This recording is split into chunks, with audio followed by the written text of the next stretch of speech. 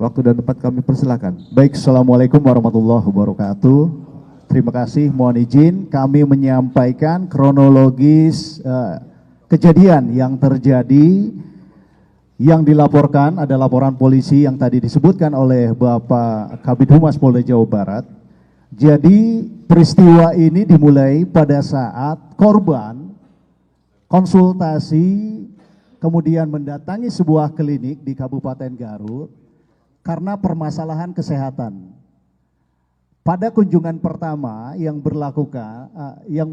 bersangkutan dilakukan pemeriksaan kesehatan di klinik tersebut. Kemudian selang beberapa hari, pelaku dalam hal ini dokter yang dikunjungi menawarkan untuk kunjungan praktek di tempat kediaman korban. Dalam hari ini, pada kasus ini yaitu di rumah orang tua korban.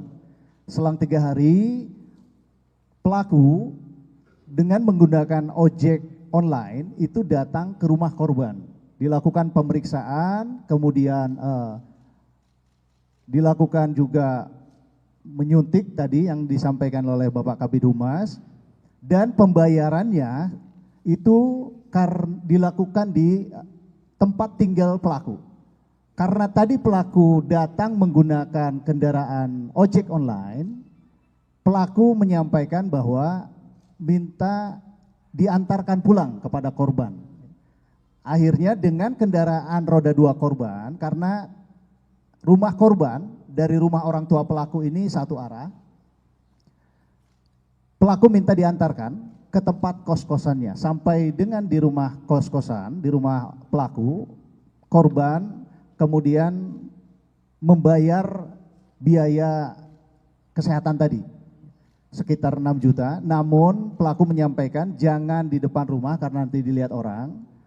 Kemudian pelaku menawarkan untuk pembayaran itu dilakukan di dalam rumah. Ketika terjadi di dalam rumah, pelaku mengunci pintu, kemudian mendekati korban, mencium leher dan sebagainya. Di sini korban berusaha menolak, kemudian korban juga menyampaikan, mengancam akan melaporkan malam ini juga. Pelaku tetap melakukan perbuatannya sampai akhirnya si korban berusaha melawan dan menendang. Akhirnya pelaku keluar dan pergi. Sampai dengan hari ini memang laporan polisi yang kami terima itu baru 1. Seperti yang disampaikan oleh Bapak Kabid Humas Polda Jawa Barat, banyak korban diindikasikan, namun yang membuat laporan secara tertulis baru 1. Ada 1 lagi korban, namun yang bersangkutan masih belum bersedia untuk dibuatkan laporan polisi. Jadi masih berupa pemeriksaan saksi. Mungkin itu saja yang dapat saya sampaikan. Selanjutnya secara teknis juga nanti dari ID Kabupaten Garut nanti akan menyampaikan. Untuk waktu kami persilakan.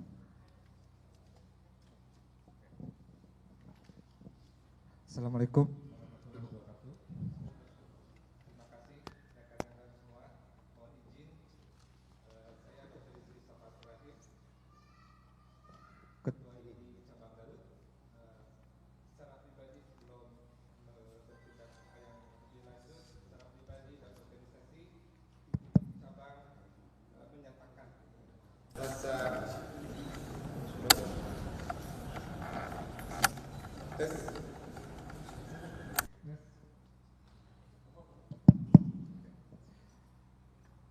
ID Cabang Garut dan jajaran mengucapkan keprihatinan yang mendalam dan dukungan moral terhadap para korban pelecehan seksual ini, serta mengutuk perbuatan tercela yang dilakukan oleh tersangka karena bertentangan dengan kemanusiaan dan mencoreng marwah organisasi profesi kedokteran Indonesia. Selama ini di Cabang Garut juga sudah berkoordinasi dengan ID wilayah untuk melakukan proses. Yang kita lakukan dalam hal ini adalah proses pelanggaran dan etika, termasuk disiplin profesi, karena beliau adalah seorang dokter. Selanjutnya, seperti yang kita lihat hari ini, menghormati dan mendukung semua proses hukum secara transparan dan berkeadilan oleh pihak kepolisian. Ke depan, ID Garut akan berkolaborasi dengan pemerintah daerah untuk menindaklanjuti hal-hal yang menjadi keluhan masyarakat. Bisa menghubungi hotline yang ada, kita berintegrasi bersama, tetapi secara organisasi semua keluhan, informasi dan pengaduan bisa kita sampaikan ke Sekretariat ID Cabang Garut di Ruko A6 Jalan Suherman, Ruko Diamond Dreamland. Mungkin itu yang bisa saya sampaikan secara pribadi dan organisasi. Mudah-mudahan ini menjadi pembelajaran yang baik buat kita semua. Oke, terima kasih Pak Kapolres atas kesempatan yang diberikan kepada kami organisasi ID. Terima kasih. Assalamualaikum warahmatullahi wabarakatuh. Baik rekan-rekan sekalian, jadi rilis yang kami sampaikan secara singkat, jelas dan padat sudah kami sampaikan. Ya, kami berharap dari semua rekan-rekan media berilah kesempatan kepada kami ke pihak kepolisian Polres Garut untuk diberikan ruang waktu untuk menyidik secara profesional, ya, prosedural, ya. Dan kita ketahui bahwa untuk kasus ini merupakan kasus yang sangat rentan, ya, terhadap perempuan dan anak tadi saya katakan, yang dimana korbannya mudah secara korban fisik maupun psikologis, ya. Nah, di sini kami sampaikan pada rekan-rekan sekalian, kami tidak bisa menyidik apabila tidak ada laporan. Dan untuk perempuan dan anak ini, apabila tidak ada supporting, ya, dari pihak keluarga, utamanya si suami mungkin bagi yang sudah berkeluarga maupun keluarganya, tolong dihimbau privasi dari korban dan keluarga korban akan kita jaga, ya, tidak akan expose, ya. Kita juga tadi sudah gunakan inisial paling banyak dan juga usia saja nanti. Nah, dari sini rekan-rekan sekalian, tentu saja teman-teman media juga bisa menjaga privasi ini. Dan kesempatan ini yang baik kami berikan kepada beberapa media untuk bisa tanya jawab di momen ini. Silakan bagi rekan-rekan. Ya, 1, 2, 3. Ya, sementara 3 dulu ya. Silakan nomor pertama dulu, Mbak Vidi dari Kompas TV. Pertanyaannya, pertama, sudah berapa lama pelaku ini berpraktek sebagai dokter objin? Ya. Lalu selanjutnya untuk ini, apakah ada pencopotan gelar dokter atau secara konsentrasi yang sudah dilakukan? Selanjutnya ini kan kalau tindak kekerasan seksual itu kan deliknya bukan delik aduan, Pak. Tadi statement dari kepolisian adalah kalau tidak ada aduan, tidak bisa diusut. Itu bagaimana? Lalu selanjutnya ada beberapa bukti, diantaranya adalah CCTV, yang itu sudah jelas gitu ya. Ada tindak kekerasan juga, tindak asusila gitu ya. Apakah itu juga bisa menjadi bahan juga? Dan yang terakhir pertanyaannya adalah, apa keuntungannya bagi korban yang menjadi korban dari pelaku melapor ke kepolisian begitu? Apakah nanti bisa lebih dari 12 tahun mungkin hukumannya karena korbannya banyak, atau gimana? Atau malah mungkin yang menjadi pemikiran korban adalah dengan korban melapor, ini ada privasi mungkin, masa lalu, bagaimana? Terima kasih. Baik, ada beberapa yang bisa kami jawab. Ya, betul bahwa kita tetap responsif terhadap apa yang menjadi viral di media sosial, ya. Tapi di sini responsif ini apa yang menjadi viral ini, dan juga apabila ada informasi awal belum jadi LP pun kita sudah responsif. Di situ perbedaannya. Tapi secara proses legal kan kita butuh alur hukum yang jelas, ya. Nah, jadi di sini maksudnya proses hukum ini dalam arti ada secara lisan maupun tertulis ini akan kita respon dengan baik. Jadi bukan klarifikasi seperti itu ya. Jadi intinya ketika ada kejadian kita akan responsif. Ya. Kemudian yang berikutnya tadi terkait dengan masa kerja si dokter ini ada di Garut ya. Informasi yang kita dapatkan itu sejak tahun 2024 memang. Ya.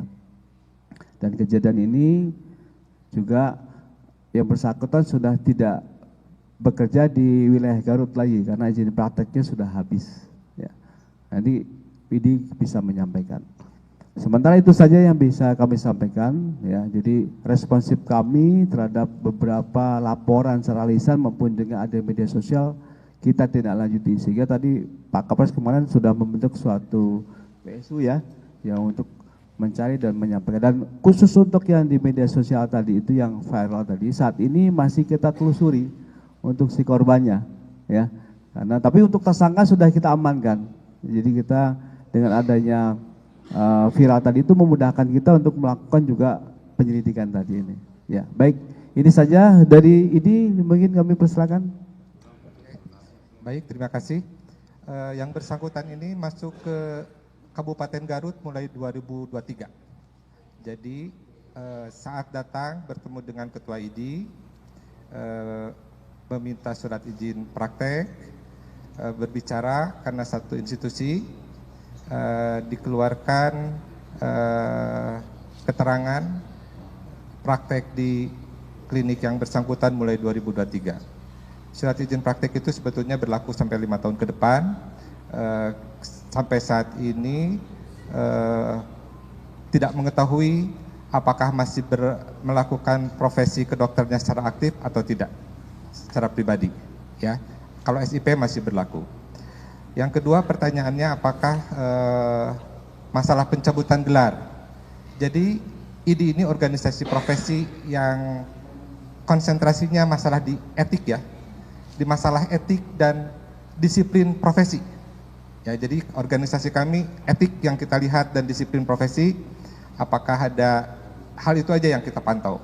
Sedangkan urusan STR, pencabutan itu sudah menjadi ranahnya Dinas Kesehatan, Konsil Kedokteran Indonesia, mungkin yang lebih tingginya Kemenkes di sana. Belum, karena ini kita akan selalu mengikuti proses yang sedang kita lakukan. Sampai saat ini ID cabang senantiasa berkolaborasi, berintegrasi, bekerja sama dengan ID wilayah dan Majelis Kedokteran Etik yang ada. Kita punya Majelis Kedokteran Etik, kita pantau lagi, kita lihat kronologi, kita lihat apa yang kita pelajari, nanti mungkin akan prosesnya kita ikuti terus sampai saat ini. Itu baik, mungkin. sebentar demikian. Silakan dari TV One.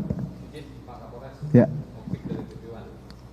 Saya ingin tanya teknis, kalau laporan yang diterima oleh penyidik terutama dari PPA itu bukan yang CCTV artinya, tetapi perkara tindak pidana yang lain, walaupun sama-sama melakukan pelecehan. Artinya TKP-nya berbeda dengan di CCTV yang viral ya, satu itu. Kemudian ke ID, apakah setiap ada perkara seperti ini, model-model seperti ini, pencopotan praktek misalkan, penghentian praktek itu dikeluarkan oleh majelis atau Kemenkes? Izin. Baik, saya akan menjawab. Namun sebelum tadi menjawab itu, saya sekaligus menjawab yang belum tadi. Terkait dengan keuntungan korban melapor ya. Yang pertama itu adalah merupakan sebagian dari proses upaya hukum yang sedang kita jalankan. Yang kedua, tentu saja ini akan membuktikan bahwa perbuatan pelaku tersebut merugikan. Ada korbannya. Dan yang penting nomor 3 adalah ini juga membangun kekuatan psikologi para korban yang lainnya untuk dapat melaporkan hal ini kepada kepolisian. Ya, itu mungkin beberapa keuntungannya kenapa korban-korban ini harus melapor. Ya. Kemudian langsung ke pertanyaan yang kedua terkait CCTV yang viral dan penanganan kasus. Memang CCTV yang viral sampai saat ini kami juga kembali sedang mendalami korban yang ada di dalam video tersebut. Identitas itu sudah kita ketahui, kami juga sudah komunikasikan kepada yang bersangkutan, juga kami komunikasikan untuk dapat melaporkan kepada kami. Namun yang bersangkutan atau korban memang menyampaikan kepada kami, yang pertama akan menyampaikan dulu berkonsultasi dengan suami dan keluarganya. Ini yang patut kita perhatikan, menjadi atensi bahwa memang korban juga akan menjadi permasalahan pribadi ketika ini dibawa ke ruang publik. Kami menyadari itu sehingga kami pun tidak bisa serta-merta membawa korban itu ke ranah proses penyidikan. Kami hanya bisa menghimbau dan menjamin hak-hak korban, kerahasiaan identitas korban, dan perlindungan korban secara optimal oleh kepolisian. Demikian. Nanti Idi silakan. Terima kasih.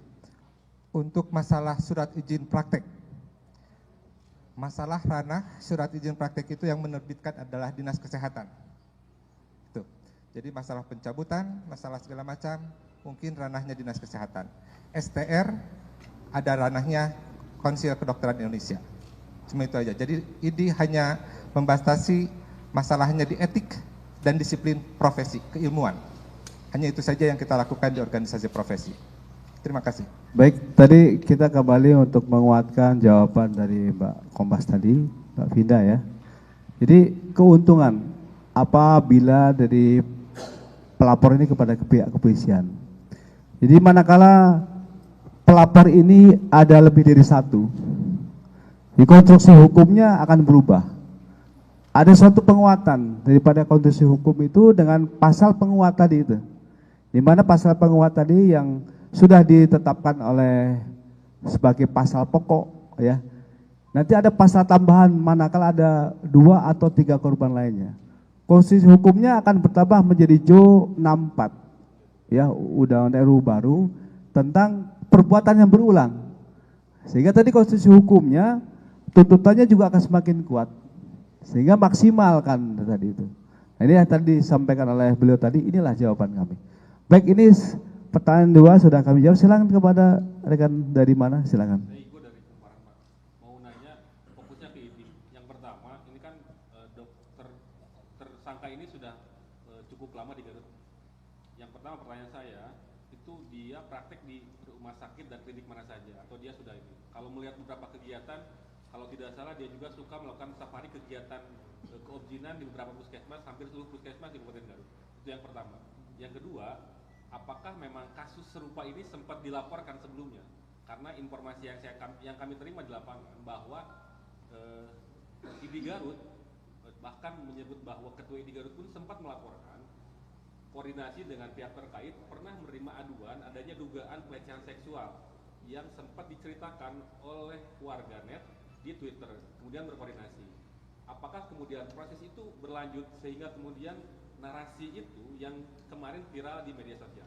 Terima kasih. Terima kasih.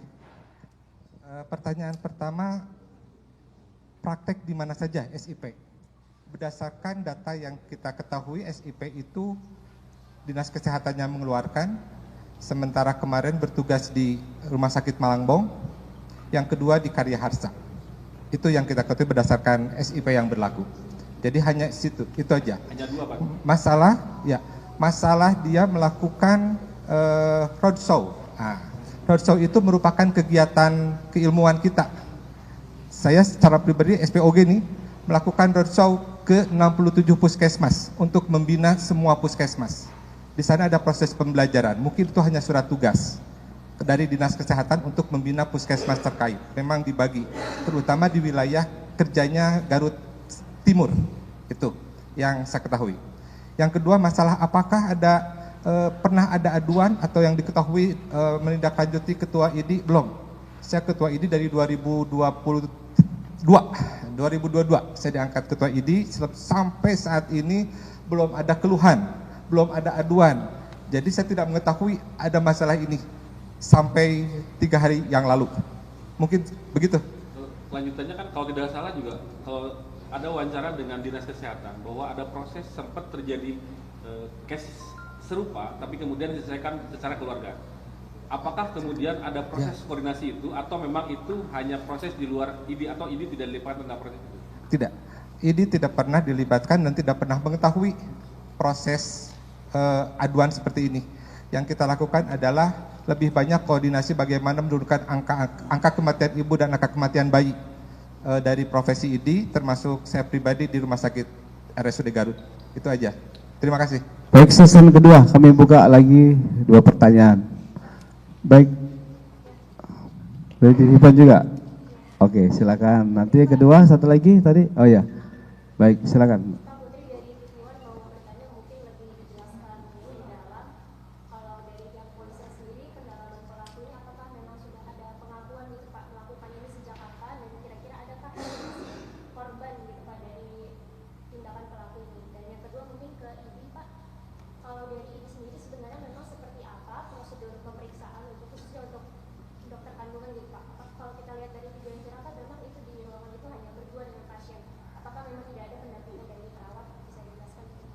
Saya tampung tapi sekaligus langsung penanya kedua, silakan. Ya. Apakah kasus ini milik korban ataupun milik pelaku? Kemudian di dalam kasus ini apakah rekaman video asusila tersangka ataupun bukti-bukti lain? Baik. Baik, terima kasih. Ini kita fasilitasi, nanti kami berikan kepada Kapolres secara teknis dan juga ID. Silakan. Baik, yang terakhir saya coba jawab yang terkait BB flash disk ya.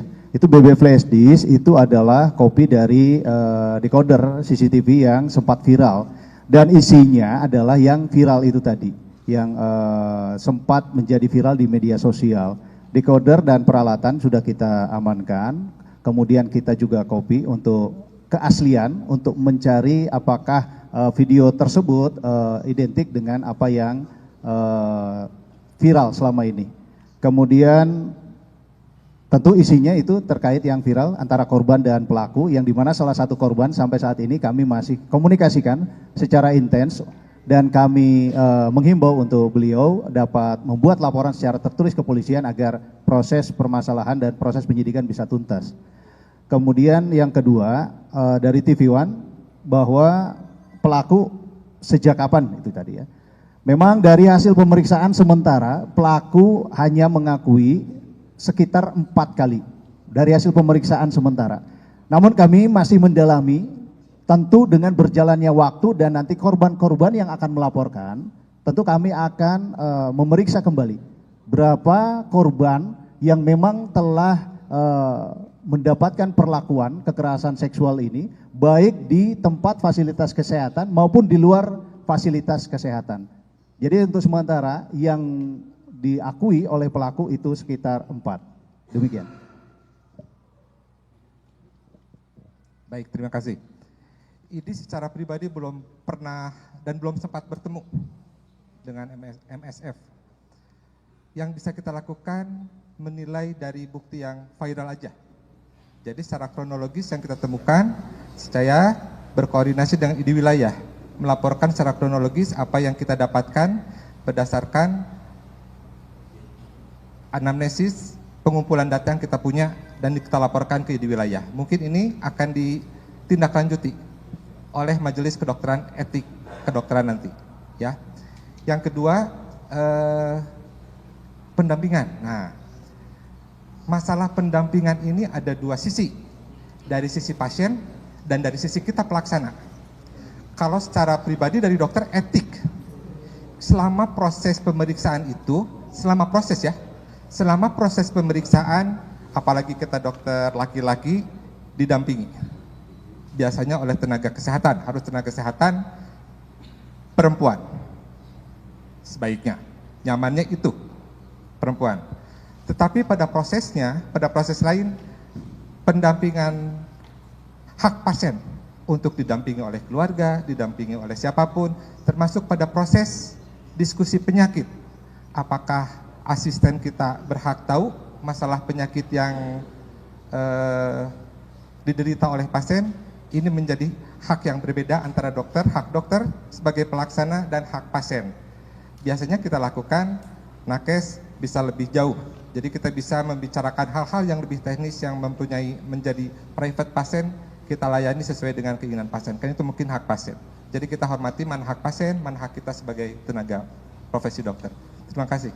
Baik, saya kira demikian. Nanti manakala rekan-rekan masih ada beberapa pertanyaan, nanti ditampung oleh Kasubas kita dan akan kita jawab secara lengkap. Baik, terima kasih. Kita tutup untuk press kita hari ini. Wabillahi taufiq wal hidayah. Wassalamualaikum warahmatullahi wabarakatuh.